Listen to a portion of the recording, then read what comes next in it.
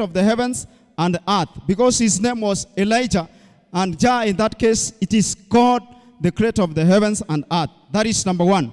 Number two, Elijah had a context of understanding of the medical missionary work. Actually, when you read his history from where he lived to Samaria, Elijah, from Tishbet to Samaria, Elijah used to walk 80 kilometers daily to go and minister the palms to people.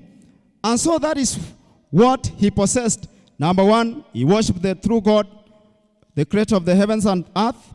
Number two, he was a medical missionary. Now, all through Israel, there were other prophets of God, but they had done what we call apostasy.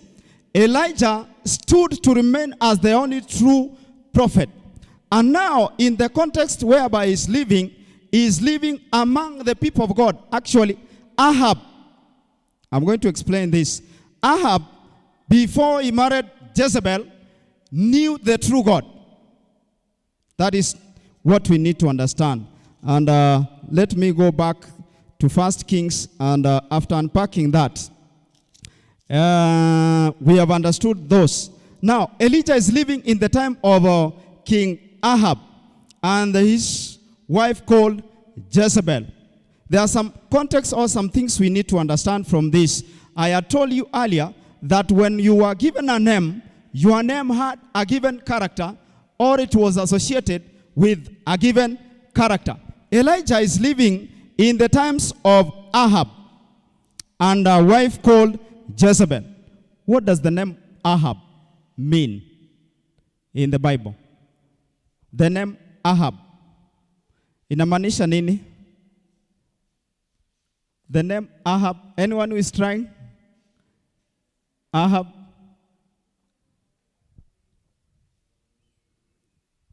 Ella is saying is a prostitute. Now, these words are going to sound funny to you. Ahab, when you read and understand in the Bible concordance, or in the Hebrew setup, Ahab meant my brother. Oh, my God is like my brother. Hello? The name Ahab, even if, when you are going to check, maybe you do your reference, Ahab means that my God is like my brother. That is what the name Ahab meant. And we are going to understand on what was his name important to understanding the message of Elijah. The name Ahab meant my God is like my brother, or my brother is like my brother. That is about Ahab. Then number two, about Jezebel.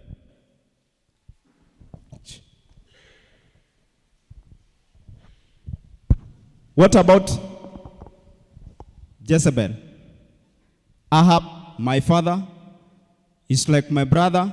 I don't know whether we get that, whether you can treat your father like your brother, or your God like your brother. What about Jezebel? What does the name Jezebel mean? It's a Bible study. You can say it out, because what if you get someone outside that asks you, you have been speaking about, tell me anything that I can understand about this woman, Jezebel.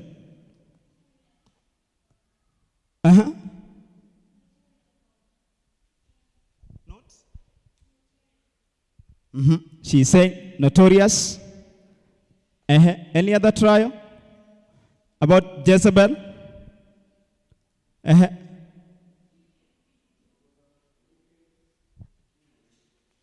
Wicked queen of Israel. I'm getting interesting answers. Someone else? Now I want to shock you. The name Jezebel, when you go maybe to study on your own, the name Jezebel means this: a virgin or a pure woman. Hello? The name Jezebel inamaanisha a virgin or a pure woman. We are going to understand that in deeper details.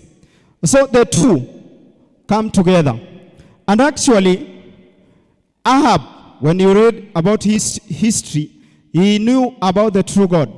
Jezebel came from the background of Ethbaal.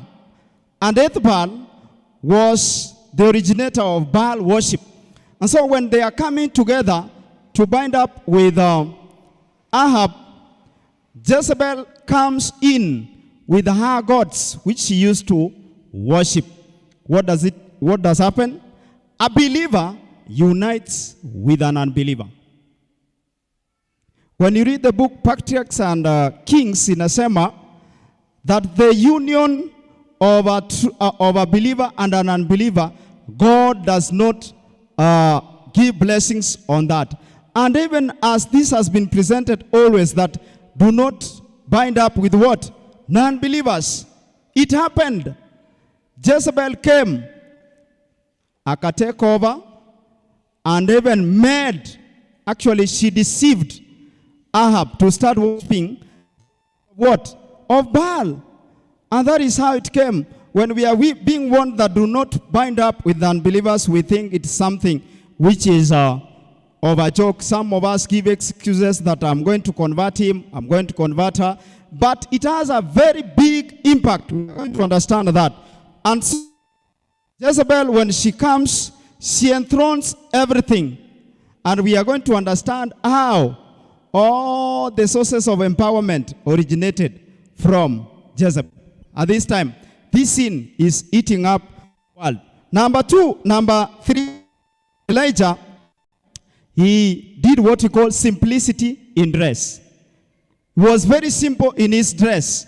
Was not complicated. Actually, he was putting on the camel's covering. The camels, hiyo ndiyo alikuwa anavaa. And in context to the health message, he used to eat a very simple meal. That is bread and water.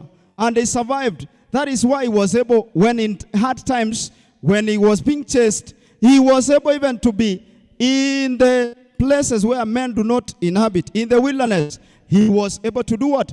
To survive. Now, let me explain something about the second Elijah.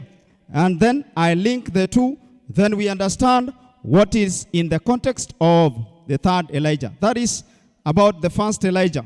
Number two, the second Elijah, is found in the book of Matthew. Matthew chapter number 3. Matthew chapter number 3. We shall also revisit the first Elijah to understand what was here.